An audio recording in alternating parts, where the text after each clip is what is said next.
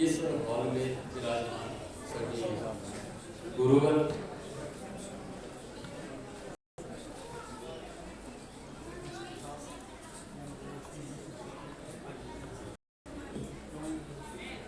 अभी हमारे बीच विद्यमान डॉक्टर विमल जी, ओएसडी संस्कृत हिमाचल प्रदेश शिक्षा निदेशालय, एवं प्यारे बच्चों,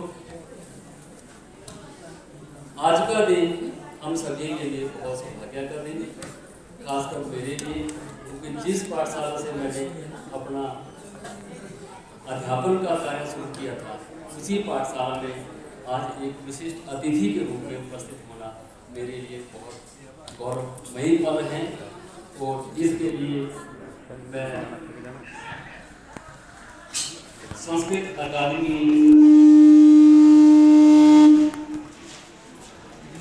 को भी बहुत बहुत धन्यवाद। हमारा ये जो 2 दिन का यहाँ पर कार्यक्रम रहेगा, इसमें मुख्य जो हमारा फोकस रहेगा वो संस्कृत भाषा के ऊपर ही रहेगा। कैसे हमने संस्कृत भाषा को बचाना है, और जहाँ तक भी हम लोग सुनते आए हैं, पढ़ते आए हैं, संस्कृत है तो हमारी संस्कृति है, संस्कृति है तो हमारे संस्कार हैं। जरूरी ये भी नहीं कि सारे संस्कृत के ही ज्ञाता हों, क्योंकि ये विडंबना ही समझिए। हमारी शिक्षा नीति एक ऐसी है कि हमें संस्कृत जो है एक विषय के रूप में पढ़ाई जाती है, ना कि संस्कृत को एक भाषा के रूप में पढ़ाया जाता है। ये हमारे भारतीय होने का, हमारे हिंदू होने का, हमारे हिंदुत्व के लिए एक बहुत बड़ा अभिशाप भी है।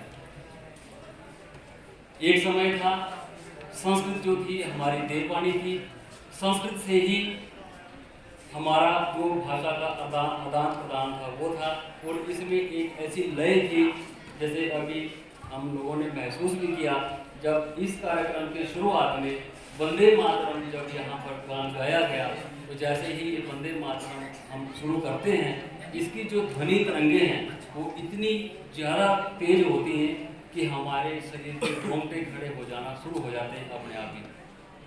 यही संस्कृत भाषा का अपना एक बहुत ज़्यादा जो है उसका अपना एक अहम है। भाषा हमें अपने आप में जोड़ती है।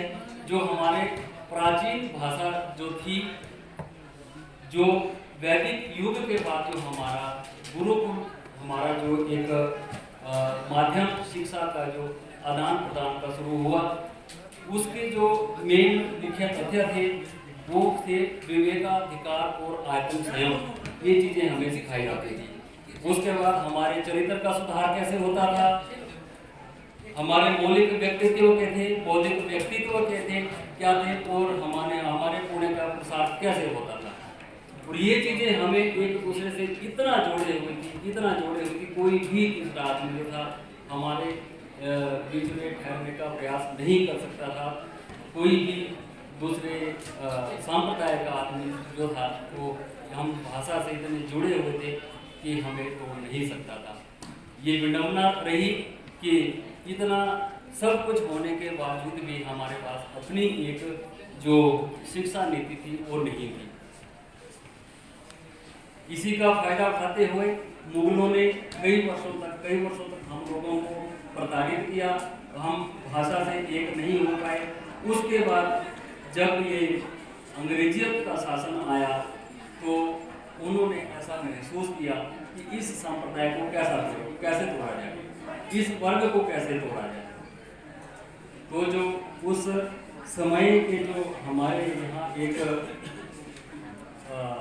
अंग्रेजी व्यक्ति के, उनका नाम थॉमस मैकाले था, उन्होंने एक बहुत बड़ा अध्ययन किया, पूरे भारतवर्ष में अध्ययन किया, और उन्होंने जो 1835 में अपनी संसद में ब्रिटेन में जो एक शोध पत्र रखा, उस शोध पत्र में उन्होंने ये बताया कि जब तक हिमाचल में संस्कृत जिंदा है, उनकी अपनी भाषा जिंदा है, तब तक हम उन लोगों को नहीं भूल सकते।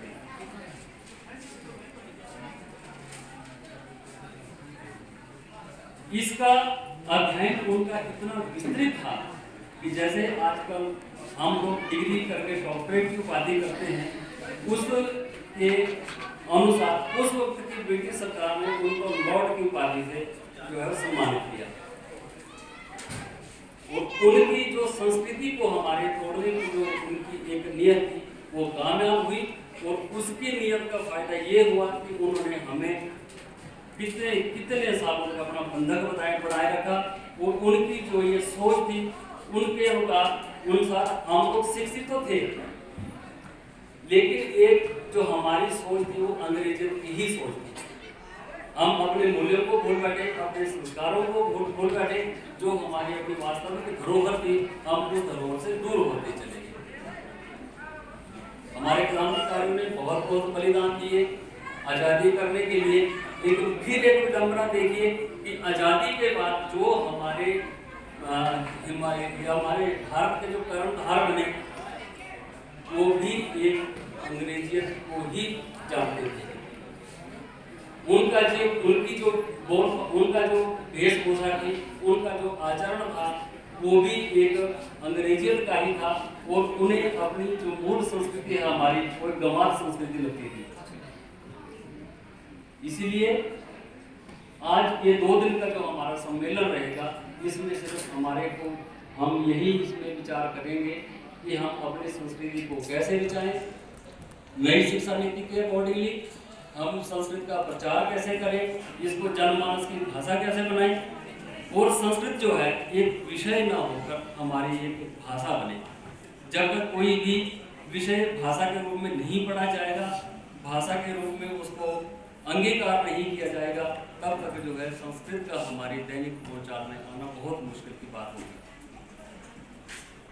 वैदिक काल में जो हमारे वेदों का जो एक उस वक्त संरचना हुई, कितनी विडंबना की बात थी कि कई वर्षों तक वो वेद जो है एक किस्म के भूमिगत रहे।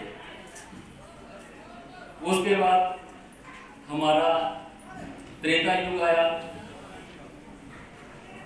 हमने रामायण जी को अपने घर घर जगह दी। उसके बाद द्वापर युग आया, श्रीमद् भगवत जी को घर घर जगह दी।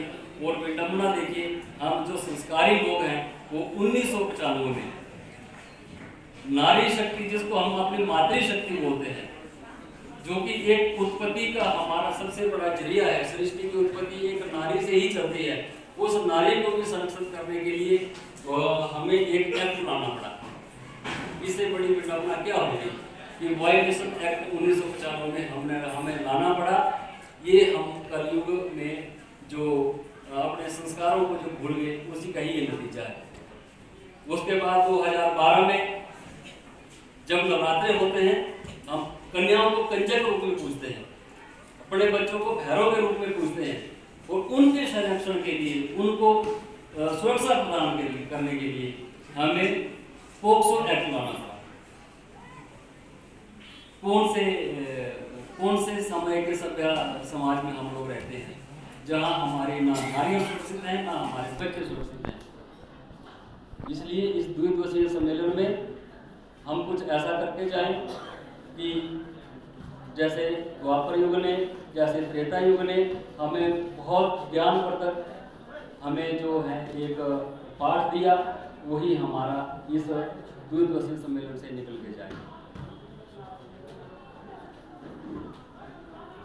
इसी के साथ मैं आप सब लोगों का धन्यवाद करता हूँ। कल का जो हमारा पूरा दिन का सेशन रहेगा, उसमें भी आप सब लोग आएँ, अपने जो विद्वान होंगे उनके विचारों को सुने, या यहाँ से इस मंच से कुछ नया अपने जीवन में लेकर जाएं। धन्यवाद। जय हिंद, जय हिंद।